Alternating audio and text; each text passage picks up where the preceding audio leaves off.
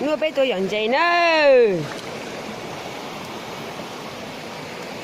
Mà giờ tao bảo đi nó rồi.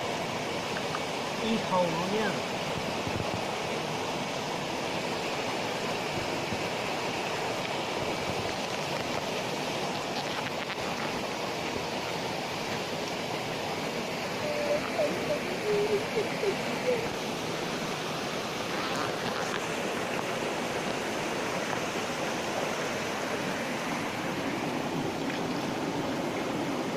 Lên trên buông này. Tiếp thăm lên trên cua hả? Có cái chụp ảnh à? Chụp ảnh thế này.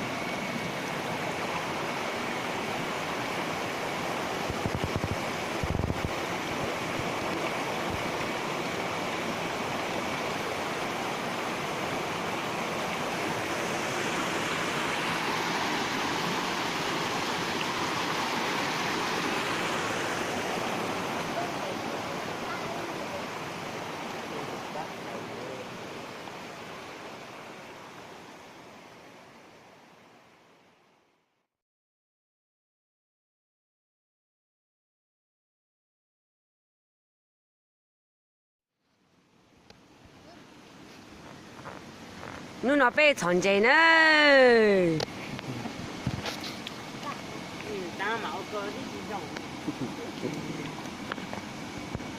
Tụi nó giờ mò.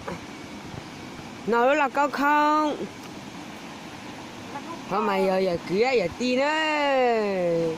Bên mà ở giờ cứ tin nữa. Nó là tụi nhiệt tí á. Nhiệt tí tụi mình nhổ gió.